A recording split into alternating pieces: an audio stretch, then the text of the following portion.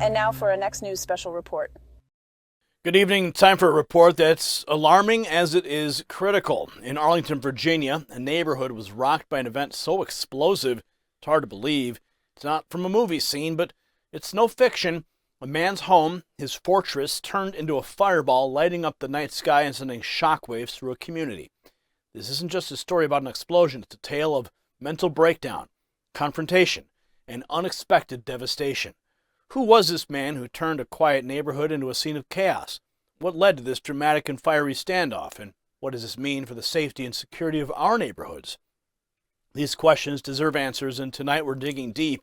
Stay with us because you don't want to miss the crucial insights and the compelling final thought in this special report. Before we dive deeper into our story, a quick word from our sponsors who make this crucial reporting possible.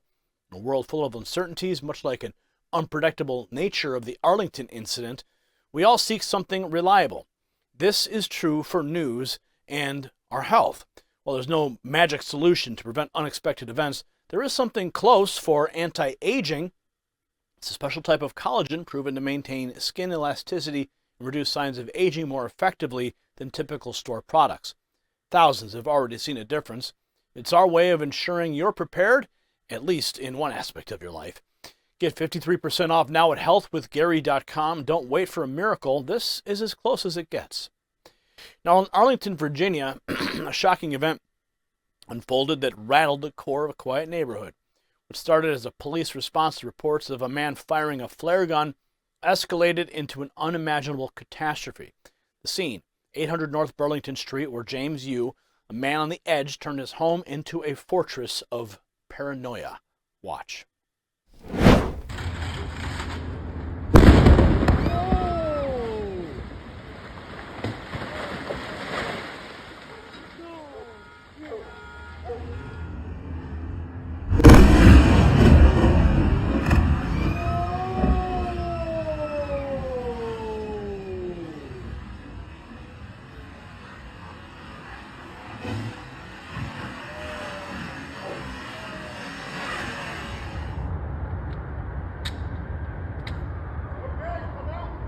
He's coming up. He's coming out.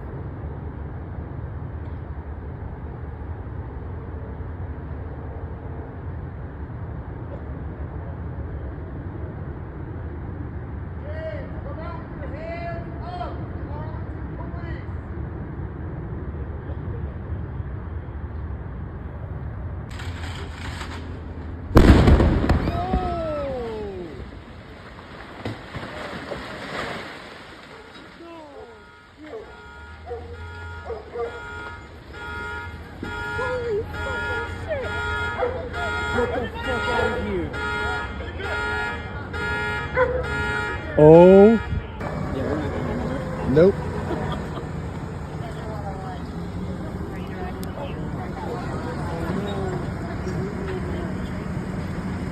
It's literally about to burn the fucking house next to it. Where, like, hurry the fuck up, guys. What do you guys are very quick about it.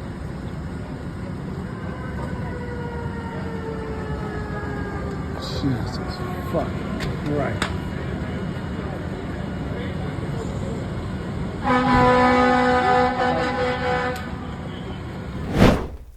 Unbelievable. Now, Yoo's actions weren't just a one-off incident. This was a culmination of a long history of mental instability and social detachment.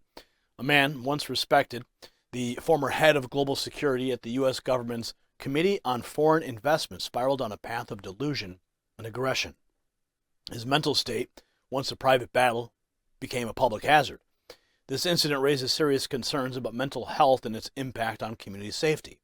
It's not just about one man's breakdown, it's about how a system failed to intervene before it was too late. Yu's actions, firing a flare gun over 30 times and barricading himself, speaks volumes about his state of mind. Yet what were the signs missed? How did a man with such a critical position in government fall through the cracks?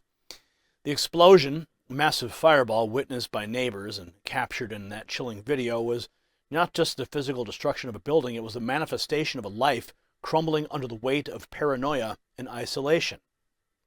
But there's more to the story. Yu's dissent wasn't in silence. His social media activity, a mix of anti-white sentiments and quotes from Noam Chomsky, painted a picture of a man deeply entrenched in his beliefs. His accusations against his neighbors and countless frivolous lawsuits against family members further illustrate a pattern of erratic behavior. This isn't just a tale of a man losing his grip on reality. It's a stark reminder of the thin line between passionate beliefs and dangerous obsession. In Yu's case, his fixation with being followed by the government and his obsessive emailing to the FBI and DOJ, including top officials like FBI Director Christopher Wray, should have been the red flag. But where were these cries for help or signs of a deeper issue? You can see right here, this is one of the emails. And the police response to the situation was critical. After Yu barricaded himself and fired at officers, they had no chance but to approach with caution. The explosion, however, was an outcome that no one anticipated. It raises questions about the protocols in place for dealing with individuals in the midst of a mental health crisis. How do we balance the need for safety with the potential for such escalation in such volatile situations? Arlington County police spokesperson Ashley Savage's statement that the suspect was inside the home during the explosion only adds to the tragedy. The aftermath, a leveled home and a neighborhood in shock, is a scene all too familiar in a country grappling with mental health issues and other, often violent manifestations.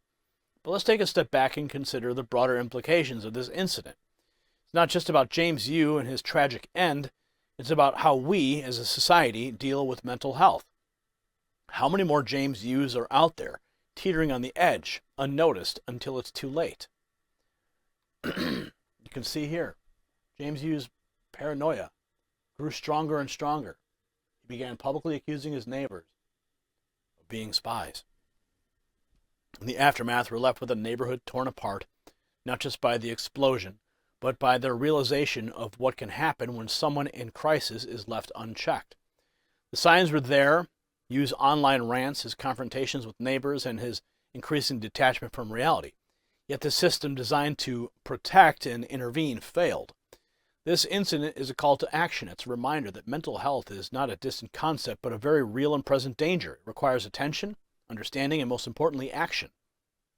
As we navigate this complex and often misunderstood topic, let's remember the lives impacted by these tragedies.